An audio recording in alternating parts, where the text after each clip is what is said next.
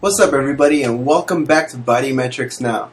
I know it's been a while, I haven't put up any videos lately, but I just feel kind of unmotivated, to tell you the truth, because first I was on vacation, so I was away from my computer, I couldn't do anything, but now it's just kind of like I see a lot of b-boys and people viewing the videos. Like, there's probably like 3,000 views on a couple of my last videos, but only 300 subscribers. That doesn't really make sense. So I'm taking my time to put out footage that you're never gonna see ever unless I put it out. You know what I'm saying? I'm putting history out there, and I need your guys' support to keep this channel running. You know what I'm saying? And all you gotta do is just click the subscribe button. If you're gonna watch the video anyway, you might as well subscribe, because I'm gonna give you guys more footage anyway. So support, because I'm doing this for the scene, for your education. There's a lot of you that want to see this stuff, those that are real hungry, that are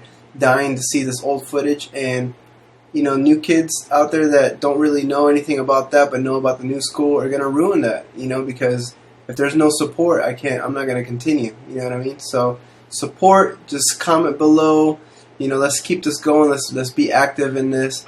And one thing I want to address today is a couple of questions that I've kind of like let slip for a while. So, first question was on my Facebook page. It was from Commander Xander, and he basically asked, why is it that in Miami practices are secluded compared to most of the practices that you see around the USA that are more like community-based practices? And from my experience back in those early 90s, in the Miami scene,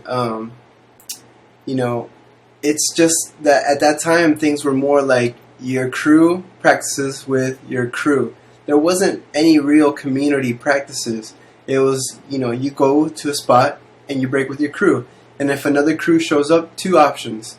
Either you leave or they leave and come back later. You know what I'm saying? Like, it used to happen at a place called Sable Chase, a couple crews used to practice there, so whenever we would drive by, and if someone was practicing there, then we just come back later or find another spot. So I just feel like there's advantages to both community and seclusion. When you're secluded and then you go to a competition, nobody's seen any of your stuff. So obviously when you guys throw down, it's going to be more exciting for everybody that's there. The crowd, the crews, you can see it in the footage that I put out. People are like way more hyped and more excited because they don't see you practicing the same crap over and over again. That's the downfall of community practices, is that all you guys practice together. You know what you guys are all practicing. So when it comes to the competition in your local area and you're doing the same stuff, it's not going to really be impressive because you see that stuff happen all the time. It's only like when outsiders come to your local area that people cheer.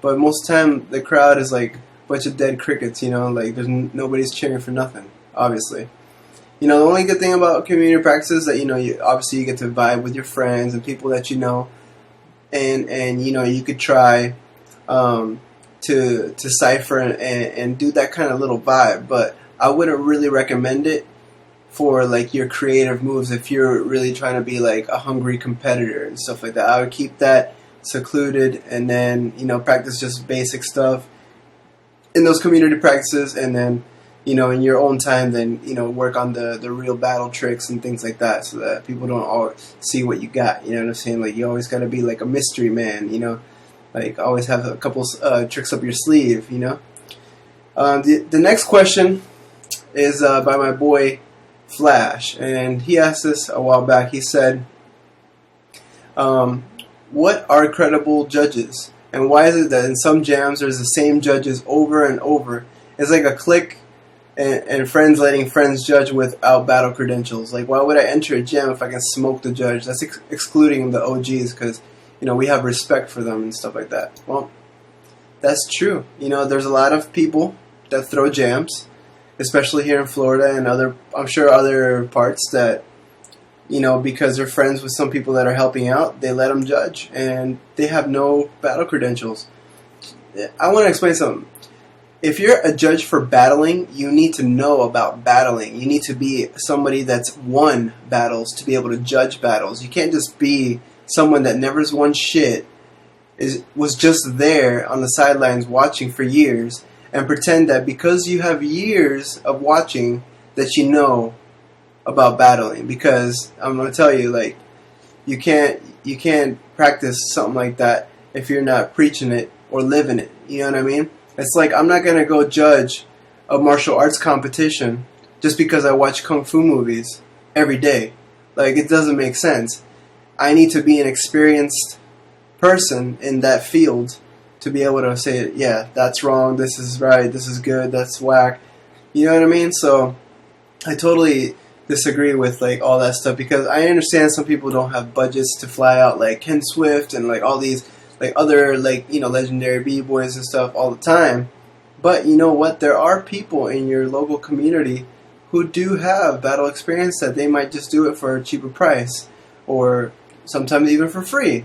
But you know what? Free is not always good, because there's a lot of controversy when it comes to those types of things. So you got to make sure that you have credible judges up there that not only are original and also inspire people, but also have years experience on their belt, that they've won battles. Not like some new kids now that, you know, sure, there's a lot of new kids now that have won battles, and then all of a sudden I see promoters flying them to judge a jam, and they've only been breaking for like 2 or 3 years. Like, come on, guys. Like, you need to have experience in the sense of been around long enough to see the times change, see the moves change. You have to have a library in your mind of moves and the creators of moves. Because there's a lot of judges that don't know shit. And they'll just be there because they're good, they're athletically good, and they advance in battles. But they can't tell what to bite or whatever, because they never saw that stuff. They never studied it, they never lived it. So they don't know who created what. They're just there to see like who's clean and who's hitting the moves. You know, because that's like the new shit now. Like, everybody is all about like who's the best biter, basically. Who's the best athlete, who can hit the moves the best. But there's no originality going on here, you know, half the time. So that's another topic for later. But, you know, for those guys that are throwing the events, you know, make sure that you are getting, you know, good judges that have actual battle experience in the sense that they've won battles through the years. People recognize you and know you, not just in your state but other states, and that you have some kind of name somewhere. You know what I mean? Like, don't just pick somebody random just because, oh, that guy's been around for 10 years but practicing in this garage. Like, come on, you know what I mean? Like, get some good people. Anyway, now moving forward, I have an exclusive interview I'm going to show you guys with my bro, my crew member, Burak, and he's going to enlighten a lot of you.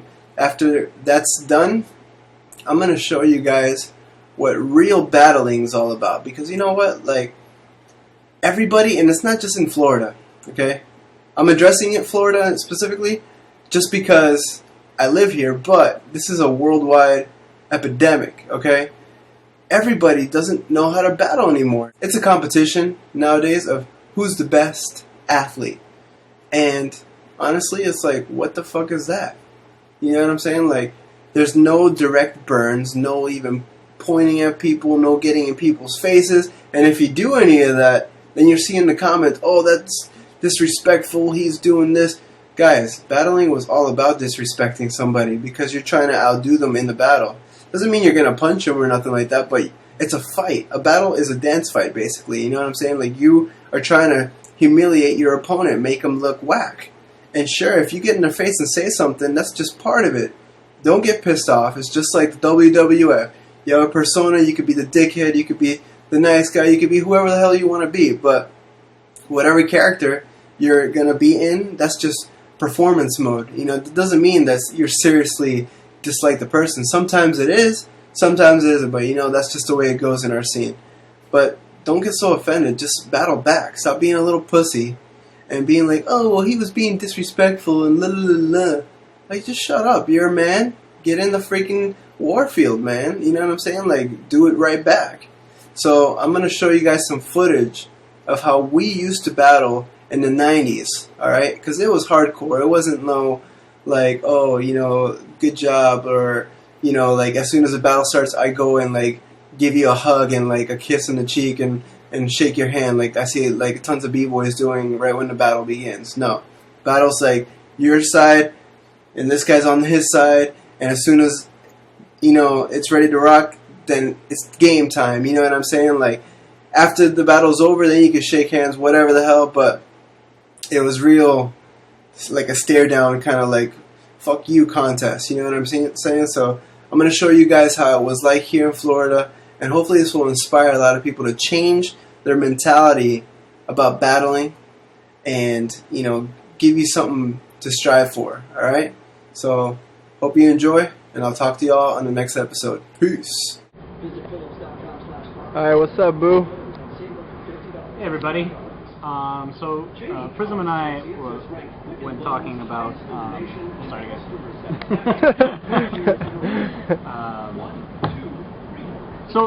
One thing, I'm Boo. One thing that's on my mind, and definitely something Prism and I have discussed for a while, is a certain lack of originality and a certain lack of a drive to be unique. Nowadays in the scene, it's very easy to mimic, imitate formulas that work, and to master that, but to not master yourself. That tends to be the trend nowadays. And maybe more importantly than mastering what some of the big blow-ups are, whatever the blow-ups of the day are, whatever the trends of the day are, is mastering of self. And that's definitely something that's, at least from my perspective, I find lacking in the scene nowadays. And what do you think about the athletic b-boys? Nowadays dancers are literally flying through the air, and it's something that I look at and I'm in awe, and it's hard not to be. But by the same token, I think that a lot of that comes with maybe a lack of innovation. Everybody's doing Ruin's move, really. Everybody's dancing like Ruin, and if you don't you don't realize that Ruin was doing that back in the day and was the first to do that, and be amazing like that and fly through the air. Everyone's doing air chairs and air chair spins, Ruin's move to Bebe's move, and that's fine.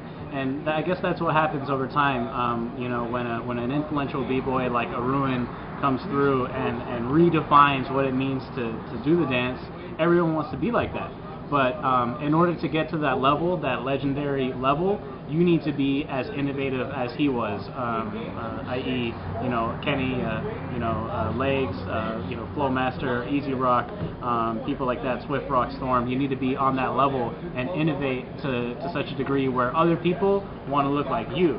Don't be one of the people that is just mimicking what everyone else does, but be one of those people that innovates and sets a new trend and sets a new standard for the dance. That's my soapbox. All right. You heard it first from Boo Rock. Not first. Not first, but first. You heard it from me first, but all right, guys. Peace.